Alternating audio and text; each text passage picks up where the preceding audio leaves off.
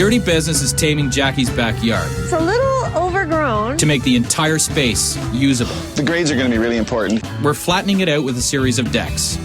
Right away, what we want to do is remove that whole step system that's been built against the house. The project's been a piece of cake. Just so happens one slice was a bit too big. What happened?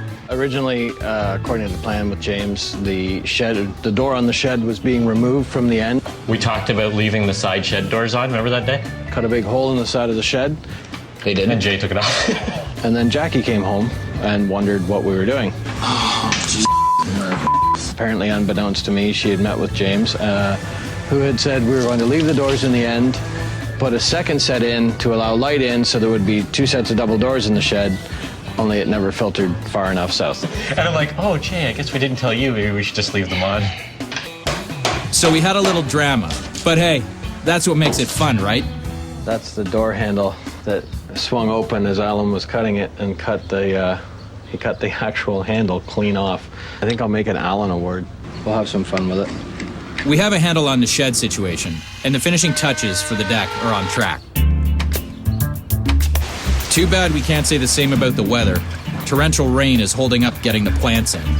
But it's kind of upsetting because Jackie's mother has been here for 2 weeks, and I'd really love to have some closure with this garden with her mom here. Oh, my Lord, I didn't expect this to be such a project. You have no backyard left. Well, no, there'll be lots of plants over there. You can't see it yet, but because it's all mud. It would be really, I think, a lot of fun for Jackie and her mother to share a brand new garden coming together, but it's not going to happen, so I'm a little upset about that. Okay, honey. Bye-bye. I love you.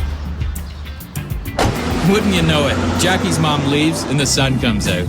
Lisa, how are you? Hello, hello. Great to see you. Making yourself comfortable? Yeah, I was about to just... Bright side, our designer Lisa can get a look at this place for furniture and the rest of the pretty stuff. In terms of what the family is looking for?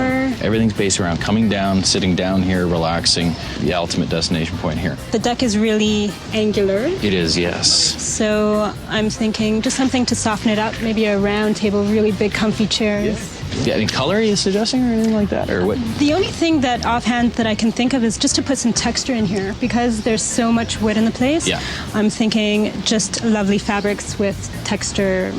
Awesome. As Lisa heads out, the plants start arriving out of the blue. There's always like these little surprises. Like we came home one night and the whole driveway was filled with plant matter, trees and things. And neighbors are coming over and they're coming up and they're saying, what is this? And why have you left a bunch of trees in my driveway anyway? And, you know, stuff like that. Unexpected surprises. Sorry, Jackie, but that's the way we roll in the landscape business. We're just happy to have good weather for planting. And Lisa rolls with her brief of the space. I'm looking for something to break up all the angles in the space. There's a lot of wood and there's a lot of angles and it's a little overpowering. So this is actually a good starting point. I can probably use it in the little area at the back. So by having texture in the cushions, in the actual frame of the piece, as well as the softness of just the round table, the round chairs, it's really inviting. So this would be a really good fit. While Lisa's making headway, let's move these guys on center, just Jay, so I can place everything around them. I'm using motivational techniques back on site to get this job done. I hurt my back playing hockey last night, so... Sweet. Okay, just a little more. Oh, that's a nice healthy tree. Come on, I've got a facial at 4. I think that's tight enough, eh? So the planting is going great, but not all trees are created equal. We'll get one more viburnum. Viburnum lentago, which that one's going to the graveyard. It's turning brown. Yeah. Bye-bye, my friend. You didn't make the cut. And speaking of cutting, What we want to achieve here are just sort of really light layers. Yeah. With it being a Japanese maple, they're a little bit more sensitive to aggressive pruning or anything like that. We tend to be a little bit more delicate with them. General rule of thumb is, for most pruning, is 25% of the canopy. By alleviating some weight, we can gain some elevation, right? You're trying to get function in the sense of, I want to walk under this tree without banging my head on limbs, but you also want to continue the look of the tree. So you have to sort of be aesthetically minded as well as functionally minded. Especially important with a Japanese maple because it's such a focal point. Problem is, people will leave the plant, let it get to this huge monster of this plant, and then they ask you to come in and say, I want it to look like it did when I planted it. Yeah. Well, the problem is, functionally, we can't do that. So if you stay on top of it as it grows, you're better in the long run, because you can actually train that tree to look how you want it to look. I'm glad we got Jackie's fabulous tree sorted out. In fact, to me, all plants and trees are awesome. See how it's shaped like a tulip when it's in the ground?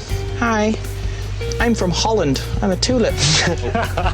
We're almost there. The gravel is perfect, man. It's perfect compaction. I love the aluminum edge, just cleans it up beautifully.